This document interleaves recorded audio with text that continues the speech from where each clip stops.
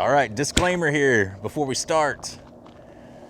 This Amazon China intake on this truck, if you're using it on a later model Dodge, you're gonna need to acquire large body thermostat housing, large thermostat. So that's like pre-1978, I think, but just early years when they were big, you're gonna need that. And if you're running the AC compressor right in the middle, like this truck was, it won't fit no more. They space the thermostat housing in a spot where it contacts the AC compressor bracketry and even the AC compressor itself. So you're gonna have to figure that out. You know, decide if you want to use that. I don't know if it's the exact same as the Edelbrock air gap, but it looks pretty close, and those things did not bolt right back up. So take that into account as you watch this video, and I hope everybody enjoys, but you know, see my trials and tribulations of bolting on Amazon parts onto your old rig. But thank y'all, and I hope you enjoy the video. Hey everybody, welcome back to another episode of Full Blast Garage. And on this one, we're gonna see if we can fix some of our drivability issues by ditching the Amazon carb, putting a real intake and an Edelbrock carburetor on it. So stick around, we're gonna put this thing on full blast.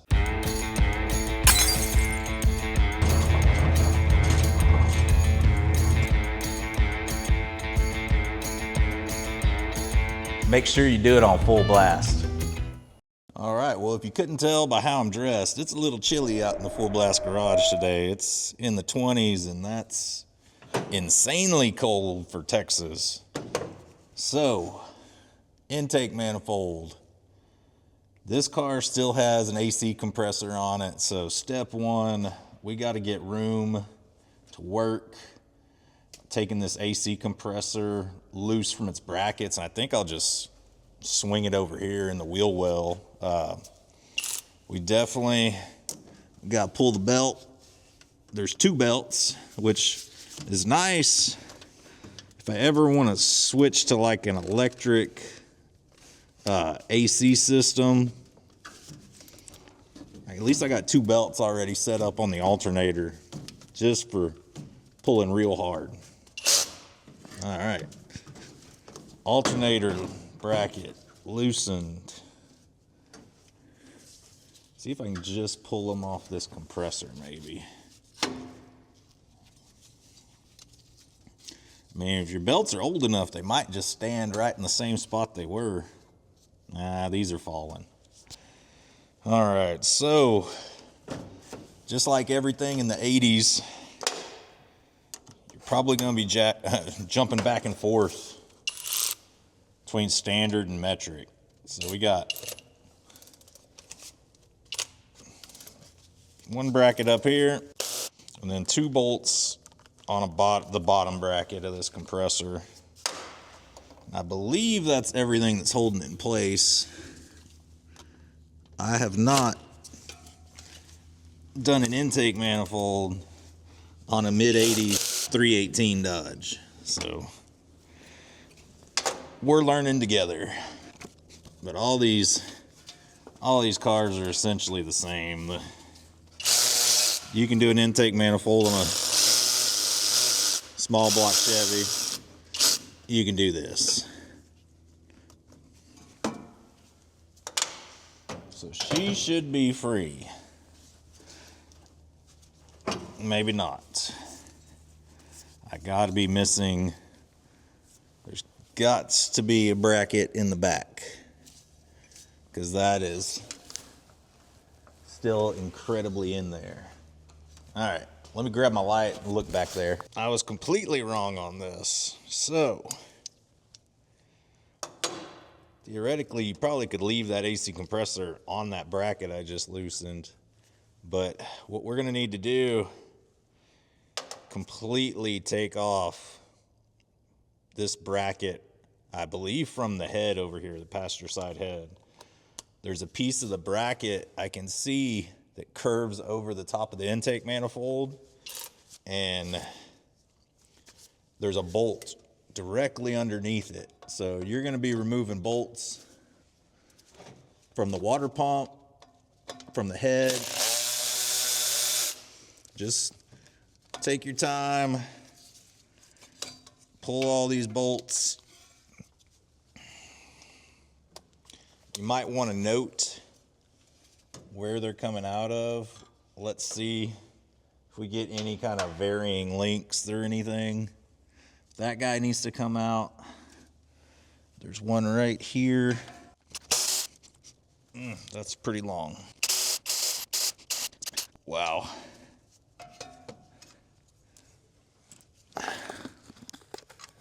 That goes all the way through the water pump. Look at that.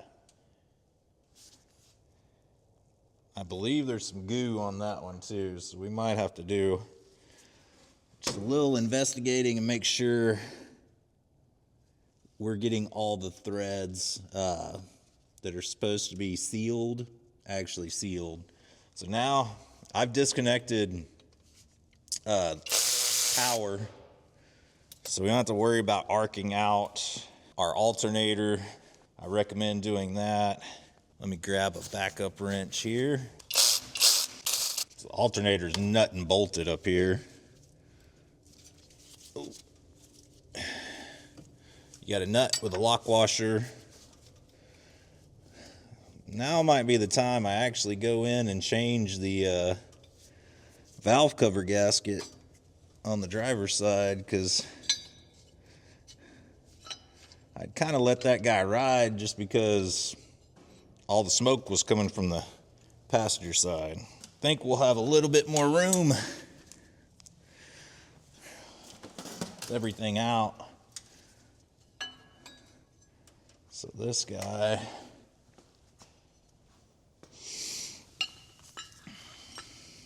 putting all the bolts kind of back through where they were. Try and be a good practice about it. Helps you find stuff later. So this guy should be free, and it is. Not a lot of room to move it around. Just trying to get it out of its cradle here. Oh, yeah, we might have to completely remove that adjustment bolt. That'd probably be a good idea. And you will be switching back and forth quite a bit on sockets. All right, so I just kind of slid the alternator out of the way.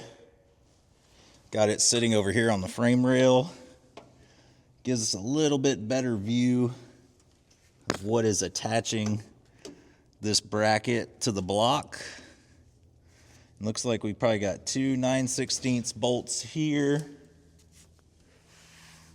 And is that it? That might be it. And they are super, super greasy. You would think there'd be something going down also, but I could be wrong. Might take the time to throw a little simple green on this. Maybe being real greasy helps them from getting stuck in the motor. Put a little extension on this one. We're working around the factory fuel line, which we're going to have to put a little slice in later, or just run rubber all the way up, which I'm not the biggest fan of, but we'll see what we need to do. Okay, that definitely loosened it up. I don't know if you can see that on camera, guys, but I could see it drop down, setting all my bolts kind of in a pile in order as they come off. All right. So we have one harness. We'll disconnect. If it doesn't just disintegrate on its own. Wow. This thing is just full of crud. I doubt that AC compressor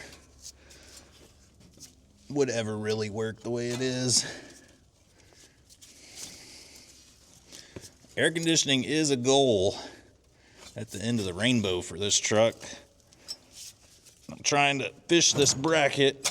There we go. Now we're just gonna spin her over, see where she lands. Right there seems like a good spot. Now we have all kinds of room for activities right here. We're pretty golden. Well, we're probably gonna start making a mess here in a minute. That's a ground for something, I don't know. Man, but there's no nut on it holding it down. Could be explanation for why a lot of this stuff did not work.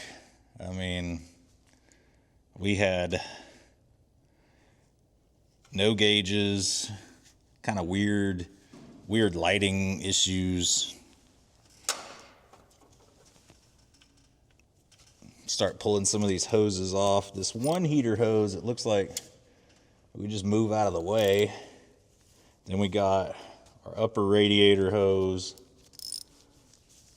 this heater core hose, which the heater in this truck does work. Odds this hose is just totally froze on here, or just crumbles if we go to take it off. Oh yeah, I'm gonna grab flathead that I can kind of pry with, hopefully. Oh, there we go. Well, we had antifreeze, that's good. See if I can hide this guy somewhere. There we go. Whew, might need to replace on that pipe. She's a little chewy looking.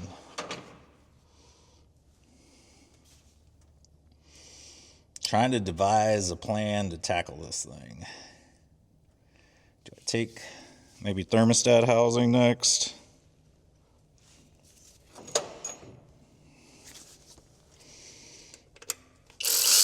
I mean, we're definitely going to be working around a lot of antifreeze here. Might need to get a towel. Soak a little bit of this up. Woo!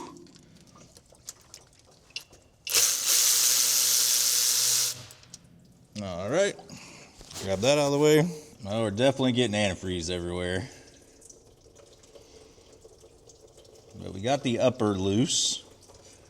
Hopefully we don't have any issues with, alignment with our new intake manifold. I don't think so. This is pretty standard 318 Dodge stuff. This thing's glued in here pretty good. Trying not to mess it up. There we go. She's a 180 degree unit, which is good. I mean, this thing never really got above 160. So I'm happy with that. Definitely need to remove on this guy too, this bypass hose. Man, there is some cruddy looking stuff in here. How does this much oil get on top of the engine? I mean, the valve cover just must have been leaking everywhere. That one wasn't as stuck as I thought it would be. Got that guy loose, let her drain a little, keep moving on. Might be having to go to the hardware store to get some new kind of brass fitting nipples, because don't know if I have everything in stock to replace all these guys. Oh, come on. How has this thing gotten tighter? It's like the clamp collapses on itself, goes sideways when you squeeze it, and it won't loosen. There we go, finally. And this is kind of important one, going to the booster. This one and the vacuum advance, pretty much I think all I'm gonna need to run. Whew. Vacuum advance, incredibly tight on there. There we go.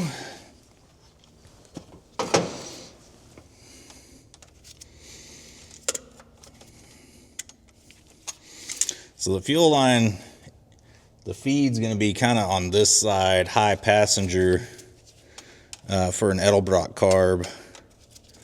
So I'm going to need, I don't know if I cut it back here maybe, where it's kind of shooting in a straight line. Flare it a little, run some 3/8 fuel line, which hopefully I got somewhere. All right, that can move out of the way pretty easily. I'd like to run metal line at least up to above the block. That's kind of a good practice. I mean, you can run the rubber line, you just need to definitely make sure it's zip tied out of the way. All right, so our bolts look like 9/16. Some of them are like covered with so much crap, I'm gonna have a hard time getting to. Front ones here don't look too bad. As you go back, it gets drastically worse.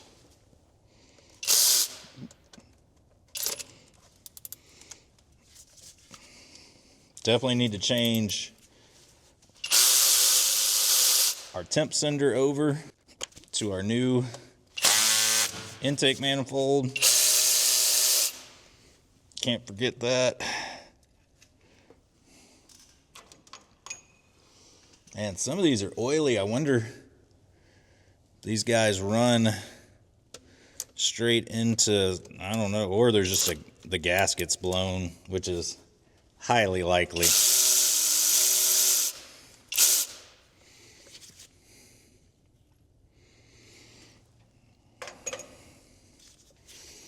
We're gonna use these, we might have to clean them up. All right. This guy, getting the open end box in treatment. I'm gonna go ahead, keep running down the line on this intake manifold, get it busted loose, and then we'll start trying to pry this thing off. Sure, that's gonna be super easy. Nope, but I don't know, as nasty as this thing looks, you'd think it's blown and it should just pop off, but we'll see. We shall see. Yep, it's come to this for the back bolts. Don't ever tell me I didn't try to warn you. Well, I think I'm to the point where all the bolts are out. The back one's a little tough. There's just not a lot of room. Can I pry? No, that's gonna mess that up. Man, there's not a lot of good spots to pry on these Dodge manifolds. Can I just muscle it out? No, I don't even hear. I mean, there's a tiny bit of movement. See if I can hammer just a tiny chisel in there. All right, got a little flathead action on the front here where the seal's mainly just RTV, or it might all completely be RTV, I don't know. Just hammering her in.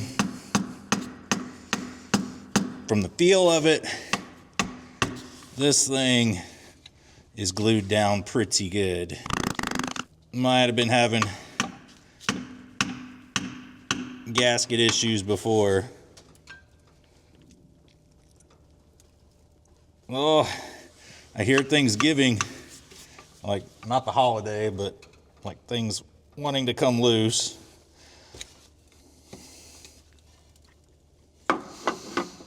It's lifting some.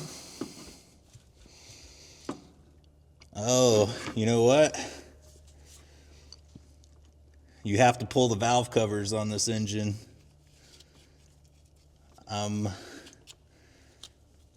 It looks like it.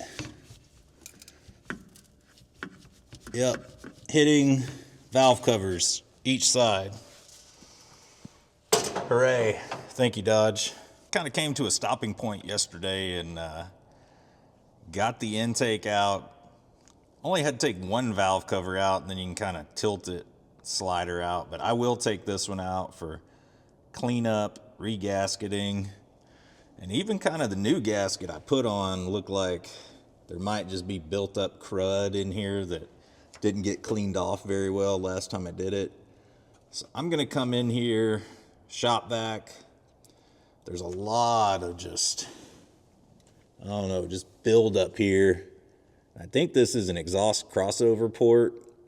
I could be wrong on that, but I think that's what it is, why it's so full of goo. Your coolant ports are at the front and rear, but man, everything, look at these intake ports. What were they running in this thing to keep it that clean? Kind of don't understand. But I'm gonna suck all the antifreeze that fell out, get all the gaskets scraped, get everything cleaned up. Had to spin the oil pressure fitting back there just a hair to be able to clear that intake bolt. But man, this, I'd say, is going relatively smooth. Gonna have to make a little modification to our fuel line here, snap that end off, well, really cut it. And then we'll run some just regular 3/8 hose up. I don't know what that guy is back there that they got plugged. There's just kind of random stuff plugged. Look, there's a spark plug holding that thing in. I don't know. I'm gonna run with it. Stuff like that, if it ain't broke, I ain't messing with it. Just leave it. Adds character to the ride. But I gotta clean up. I mean, there's just piles of goo right here. Just gross. But yeah, this motor has not been at least cleaned much. I think they took care of it from the looks of the ports, but I mean, it's just dirty on the outside. I mean, the valve covers, gross. So let me start cleaning everything, and then we'll start the reassembly process, dropping the new shiny one on. I'll be putting brand new gloves on and everything. I'm trying not to get grease on anything, but we'll be reassembling before you know it. All right, we got everything cleaned up. We're gonna go ahead, coat our China walls in this black Right Stuff RTV. This is what I recommend. One of the last videos I did, it was a 454 and I used the cork gaskets. That was only because I didn't want to be peeling this stuff off a surface that I know I'm going to be going back into. 454 run video was literally just to see, you know, if the engine made any weird noises or anything, but I highly, highly recommend going with this Right Stuff. And don't be shy with it. I'm laying down a bead that any welder would be incredibly proud of. I'm talking 1/4 inch high, all the way across the China wall, not just on the ceiling surfaces, just everywhere. And then I will run a bead around each coolant port also. So front one saturated, back one getting its turn.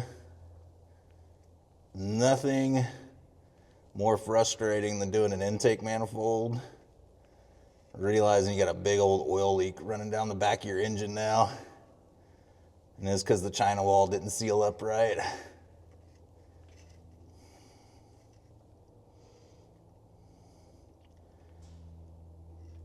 So definitely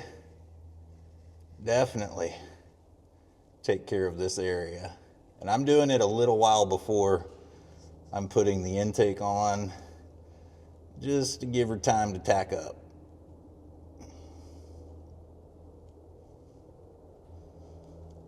She'll be good.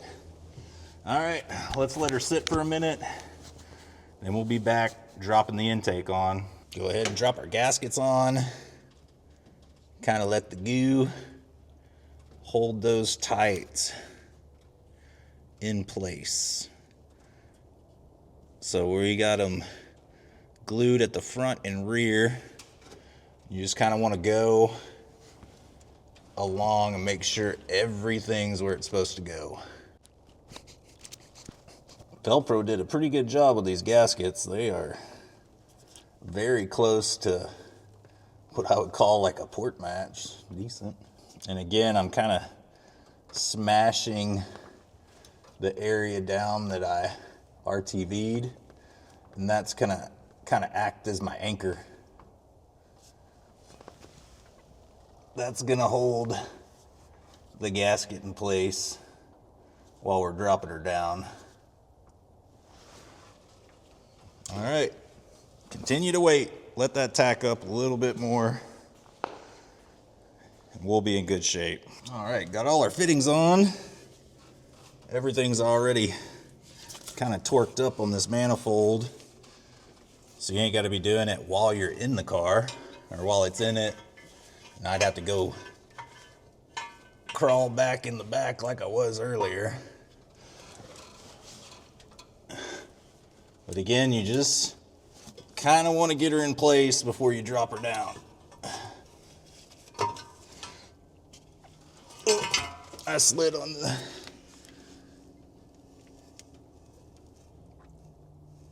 the gasket a little bit there. I can feel it kind of on both sides actually. So if you do that while you got a little bit of time before everything sits up, then you'll probably be fine. That was a pretty good thud, and I think everything's in the right spot. Let me wipe my hands off. We'll start threading some bolts in. All right, so I did get new intake manifold bolts, and if these kind of prove challenging to get in, might use the old ones. They kind of had a better setup. They were stepped, a little bit easier to get the thread going. I'm going to put just a hair of thread sealant on all the bolts going in, because lots of them came out with a ton of oil on them. And I'm hoping some thread sealant kind of prevent that from happening in the future. Might have been getting oil past a bolt or something and into the intake system. This truck does smoke some. It eventually clears up, but kind of doing anything we can at this point to prevent that from happening. And those bolts were incredibly oily. And I'm starting in the middle. I'm doing that just to kind of help myself get squared up. Let me grab a little screwdriver action. So I think the gasket might need to go up a hair on this side. Yeah, it did. There we go. Got her started. All right, I'm going to continue going down the lines, alternating sides to kind of keep everything square. Get these bolts started, get everything torqued down. I have to look up the spec. It can't be very much. Maybe like 10, 12 pounds tops. But we'll get everything on there. Get it torqued to spec. But y'all hang out a minute and let me get going on this. All right, intake manifold back in place. Everything seemed to line up okay. Some of the bolts didn't want to go back in, or were just like a little too tight for the space. So I used some of the new bolts, some of the old bolts. Couldn't use the new bolts because these guys in some spots were just way too short. So got a few left over. Couldn't use new bolts. Not surprising though. Stuff like that happens. Just hoping we got enough lift on the throttle bracket there to line back upright. I think we're okay. There's a lever that bolts on the side of the Edelbrock carb that should kind of give us the angle we need. I think we're okay. So we'll keep chugging along. I think I'll go ahead, put the valve covers on so we kind of don't have to worry about anything else falling in there, messing with the rocker arms. And I don't know, we'll start bolting. I'll do hoses first. Get these hoses on, at least this guy and the other heater core hose. Put the brake booster hose on. We're gonna have to find a port for our vacuum advance on our distributor, and then get these brackets back on that hold the front accessory drive. Kind of do that. Carb, thermostat, all that stuff kind of come at a little bit later time, but we're at least to the point we can start putting valve covers back on. We can see the finish line here. All right, valve covers on. Hopefully we don't have any interference issues. The cover with the intake manifold, it's pretty tight in some spots, and if we got leaks, probably gonna have to come in, shave down some of the valve cover there. Not what I want to do, might have to. I'm gonna go ahead and start kind of working a few things on here. Oh, we got a brake booster, getting direct manifold vacuum there. Definitely don't want any kind of like timed vacuum or anything. You want full vacuum on your booster. So that's on. Our only other vacuum connection is going to be to our advance on our distributor. So I did not see any sort of vacuum valve on the transmission of this car. So unless something pops up in the future where I need it, I'm not gonna keep looking for it.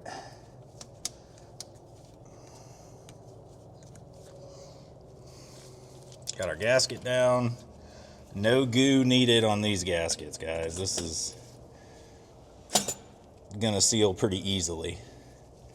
So now can kind of eyeball, man, our throttle's way over there. Might could bend this guy some, maybe put it in a better spot. But we do have an adapter lever that I need to kind of figure out how it goes on.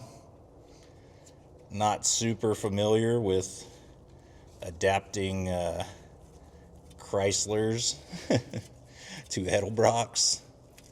Normally I'm kind of a just run whatever carburetor's on it type person, but in this situation I'd rather just spend the money on a decent Edelbrock, know it's good, versus spending about the same money on a rebuilt kind of junky 2-barrel. So we'll figure it out, that's for sure. I got a feeling that you do something with this guy. I don't know. This thing pulls back, so we'll see. Might have to shoot somewhere up here at the top. I don't know. We'll figure it out. Not that big a deal. It's just the throttle. Well, I apologize. It's got a little dark in here. My light died that goes under the hood here. But I got this bracket on, and on the back of the box it shows exactly how this thing mounts up. So that was nice. Now, kind of bent the accelerator cable over, adjusted it some. Now I'm just running some welding wire through this hole here. We're gonna get that as our kind of hold down. Trim this guy in a minute. Then we're gonna have to get something over here on the transmission lever to hold it in place also. So we'll probably have to find a nut and bolt we can put here in the track to kind of hold it. And that's your kickdown.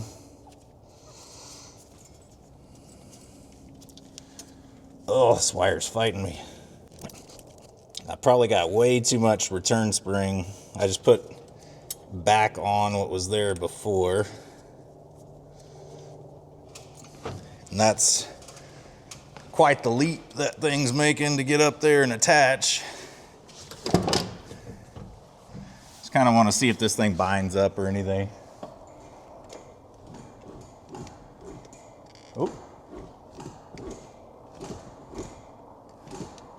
Feels like full throttle to me. Moving on. All right, might be kind of hard to see, but got a bolt with a washer. Just gonna run this guy right behind the kickdown.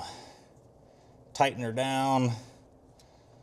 When this thing gets pulled, it'll activate the kickdown. So,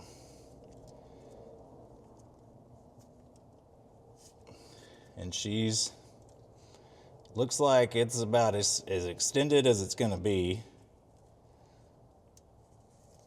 And I think this will be fine. Just kind of get it in its groove there. Tighten down the bolt. And grab a wrench, tighten it down pretty good. All the people had before was like a spring. And the way they had it, it was kind of fighting against the throttle return. So I didn't really like that. So glad I'm getting a chance to kind of look at this and change some things. But this seems to be fixed.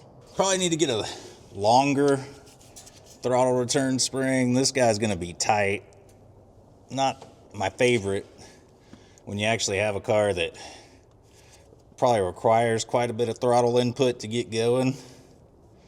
This thing's not exactly a speed demon.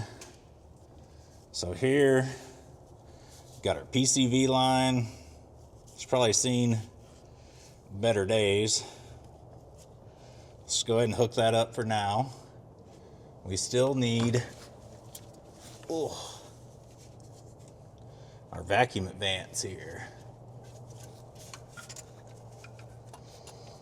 To run this guy over here. I don't know on this carburetor if it matters.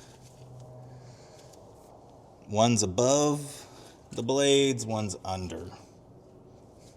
I think that's what it looks like here. Let's just go above. That might be timed. If I had to guess, below make me think there's probably full manifold vacuum. All right. Not gonna hook up our temperature sensor yet. Let's go ahead. There was one ground wire I remember seeing somewhere. I might just run it onto a carb stud, honestly.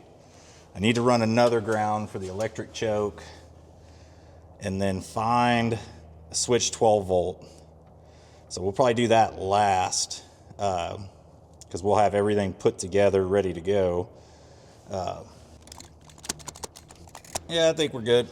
All right, so let's go ahead and trim down our fuel line here. And I'm just using like a regular old tubing cutter. And I got it on the straight section. It's before all these crazy turns it makes to get into that original carburetor. I think we're good. So if you've never used one of these, just tighten her down, spin it around, keep tightening as you spin. Do a couple rounds, tighten down some more. I'm sure this guy's incredibly worn out.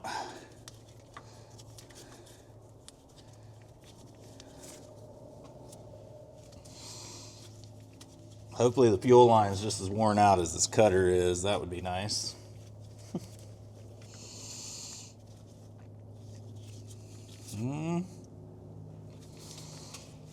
This thing's acting like it's pretty tough. There we go. Cut through. See, that's all that's left. Go ahead and toss that. And then we need to measure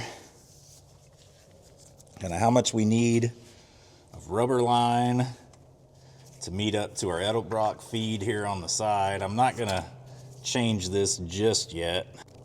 All right, cut, clamp, then we'll have at least fuel system and all the vacuum lines plumbed.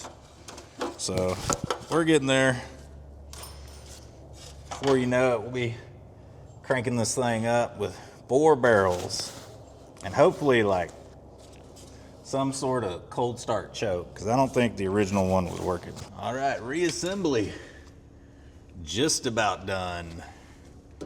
So no one says this on this particular intake manifold, but it's set up for early Mopar. So you need to do like pre-78, I think is the cutoff, where they go from big thermostat to small thermostat. I don't know exactly which year, but I think it's around 78. So you need a pre-78 big thermostat housing, big thermostat, because I went to put my old thermostat on. This is 84. Thermostat just fell, essentially, like it fit kind of tight. Amazon China has struck again. So water outlet thermostat problem. The way they orient the thermostat here for at least this particular model truck, no AC compressor can go back here. So had to delete on that. It's sitting over here in the passenger side wheel well. Probably ride there for a little while. Just kind of let me figure out what I'm gonna do. Probably gonna put electric AC on this, if I'm being honest. The stuff in the dash on this truck is a nightmare, the wiring. So probably gonna go back just with my own thing. Got throttle, return spring, all the other hoses seem to line up. Went to tighten up the old alternator and the adjustment screw is stripped out. So instead of trying to rethread, find a new bolt, everything related to that, I just went ahead and picked up a new one. They're reasonable at O'Reilly's. I mean, that alternator, who knows how old it was, but rehooked up that, then had to find a new belt. 7440 seems to be right, tight, because we deleted the alternator, or the compressor that had 2 belts, and it ran the alternator and the crank. I think that's how that thing went. Or it might have ran off the water pump too. I don't know. I can't even remember at this point now. But we had, no, it ran around the water pump. So it would have ran around and down. So you'd have had a belt up here. And got everything hooked back up. I got a slew of wires unhooked. Vacuum stuff unhooked. I'm gonna kind of see too on the transmission. I don't know if any of these lines run to the transmission. I can't find vacuum modulator anywhere. Don't see one. So I don't know if this transmission doesn't have one or if it's hidden somewhere where I can't see. I don't see any lines going down to one. If there is one, it might be this guy, which I can find a place to get vacuum for it if I have to. Not a big deal. But I'm gonna finish bolting up here. I got upper radiator hose to put on. Hopefully diameters are the same. That could really mess you up. They pulled one of those on you. Just loosen her up a little bit more. And this hose probably could get replaced. But for now, we're gonna run it. Man, needs loosened more. It's hard to even see this thing. All right. I think we're good. I'm gonna finish putting coolant here in the radiator. That should kind of be our final step before we can crank on it here.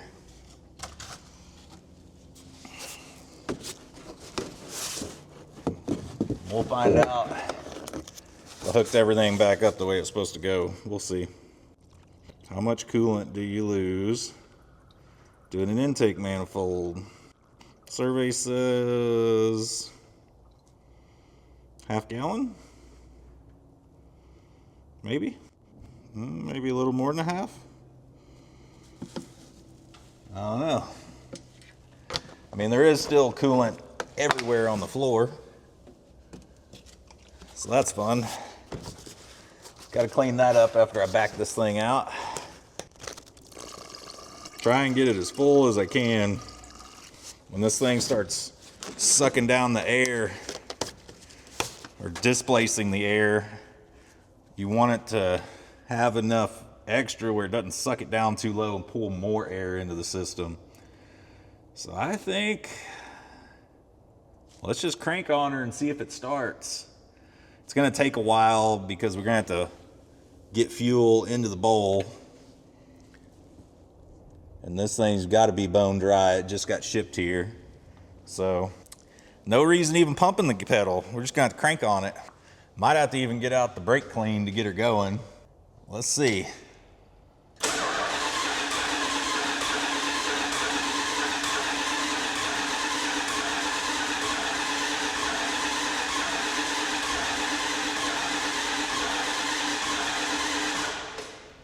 See if we pumped any fuel.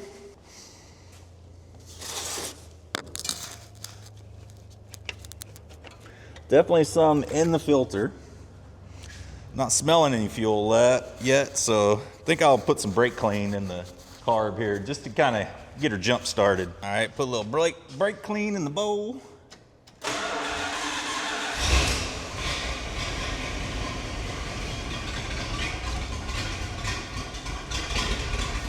Let's see how long she'll run. I'm gonna open the door here. Oop, not long. Be pretty funny if I did all this and the fuel pump was going out. No, I think it's probably pumping fuel. All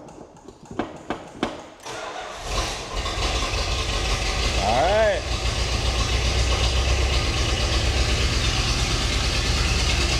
Got our high idle going. Now's the time to look for any immediate leaks.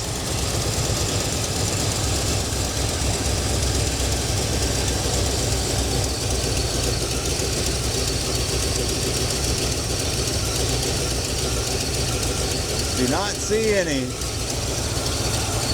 She's smoking a little less. That might be a good sign that we had a bad intake manifold.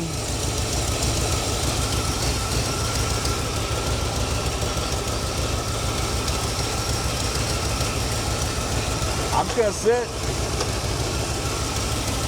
let it kind of hit this high idle, warm up, suck down some of this coolant, fill it back up.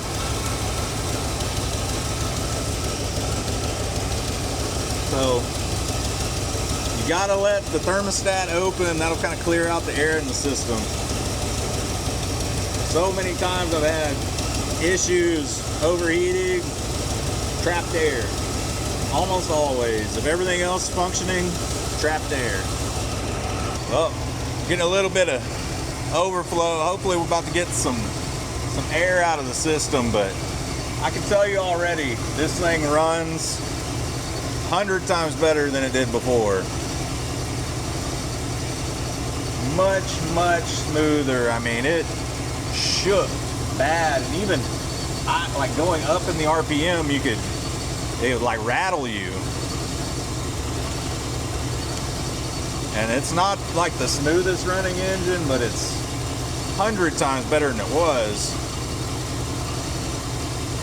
Hoping that thermostat opens soon.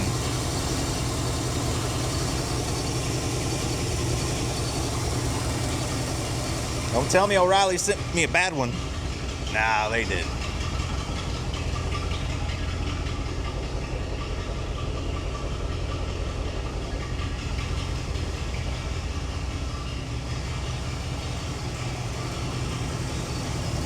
It's gonna take a minute. I'll keep letting this thing sit here and warm up. And there's still, yeah, there ain't a whole lot. Ain't a whole lot of heat in the motor yet. I can still keep my hand on it. Probably under 140 right there. Just keep letting her eat. And just sitting here, I kind of can't get this thing warm enough. I think we just can't do the old-fashioned way. Give this thing the good go. Let her cool down and then we'll refill it. But let's go ahead and put an air cleaner on this thing, take it out. We're gonna get it hot. All right, well, had to throw away some junk out the back of the bed. Now, we ride a little bit. First impressions. Slight improvement, pickup, for sure. Say it still feels like something may be a problem, but might just need to look at the plugs, I don't know. But the get up and go it's better for sure. Kind of gonna have to get this thing up to speed probably. Make sure transmission's going through all the gears, because I know like Chevys you don't hook up the vacuum modulator. It'll give you first and second, and it won't get to third. Well, it's shifting there.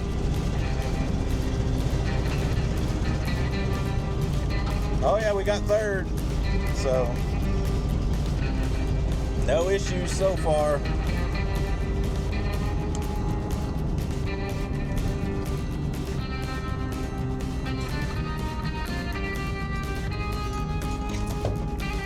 Drives like you're driving a 40-year-old truck.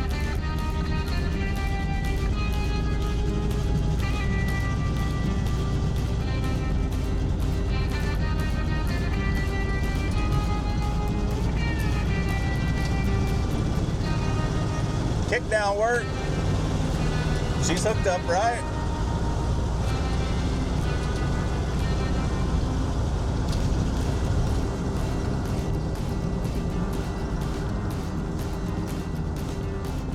Any chance it's just the catalytic converter's clogged? Kind of don't know. Oh man, we got no gas. I'm gonna have to take this thing to the gas station.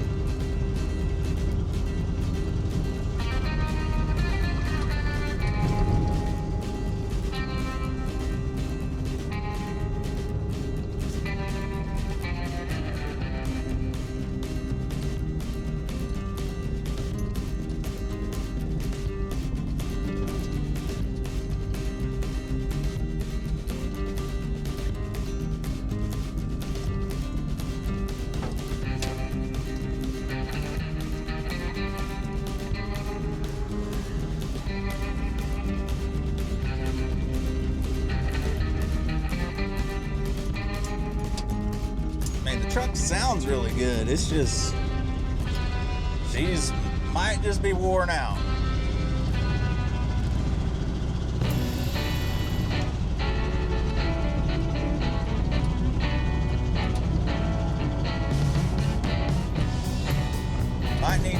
1.3 in her. I highly doubt that'll do anything.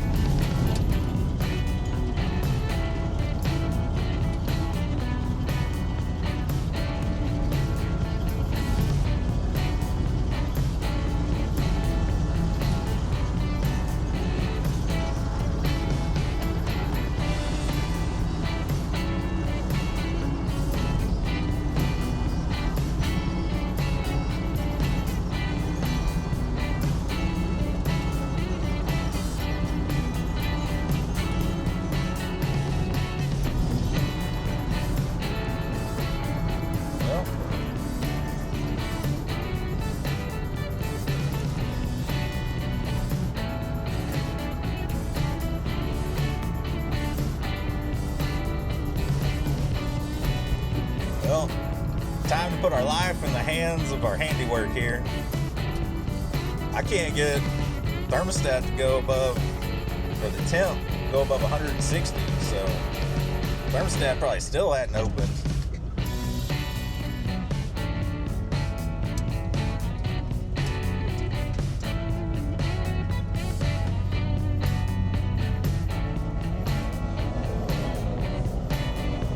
Are we gonna have a long enough runway here? Maybe. Think we get on it after this Dakota. Oh God, she's slow. Oh, 45.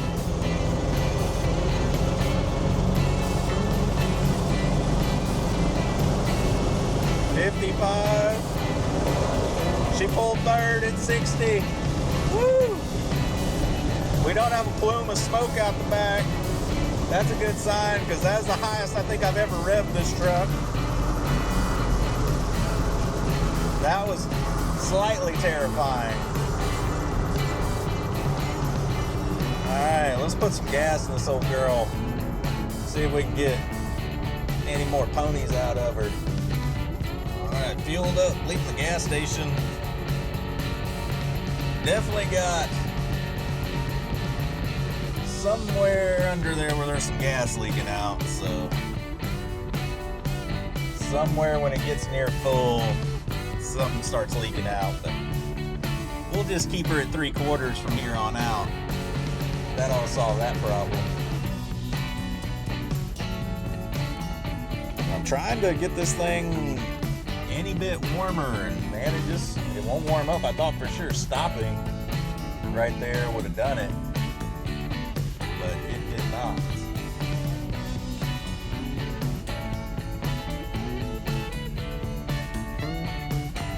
You guys, you can go.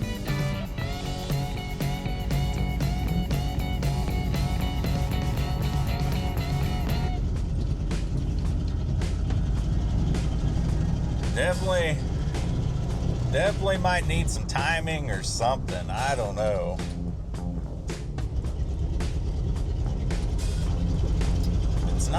It doesn't feel like too much timing. It's not pinging or anything, but might still need some ignition work.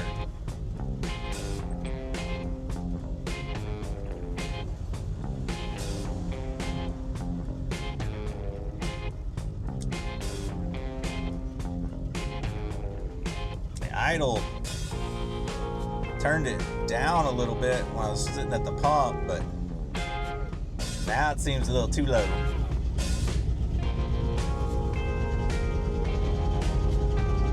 We need to check and make sure the choke opened up too. That would make it run like crap also.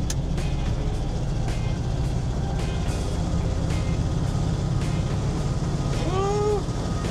She's fighting it all the way.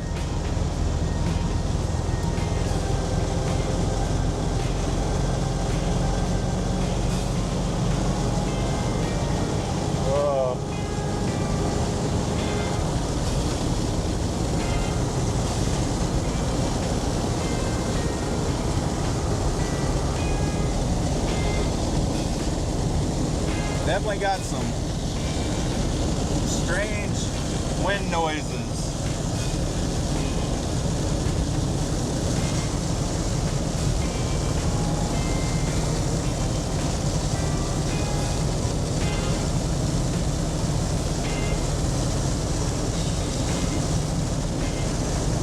going 60 at 2200 RPM. Kind of all she's got. A little bit of a dog. Decent oil pressure at least.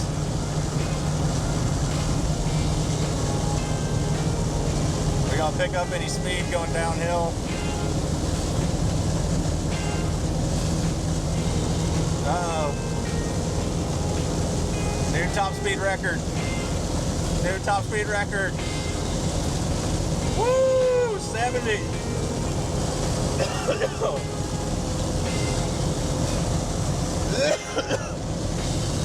I think I'm making myself laugh. How bad this is. I'm gonna look at the timing on this thing, but it's maybe a slight bit better. Starting for sure is way better.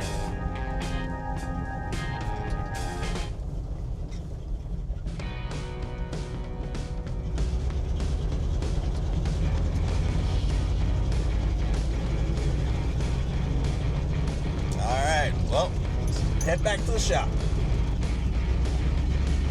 Let's see if it runs a little better. Number 6 looks like oil fouled.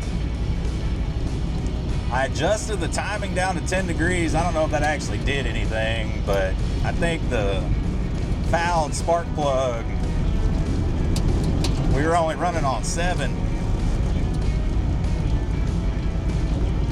Yeah, much better having 8 cylinders right now.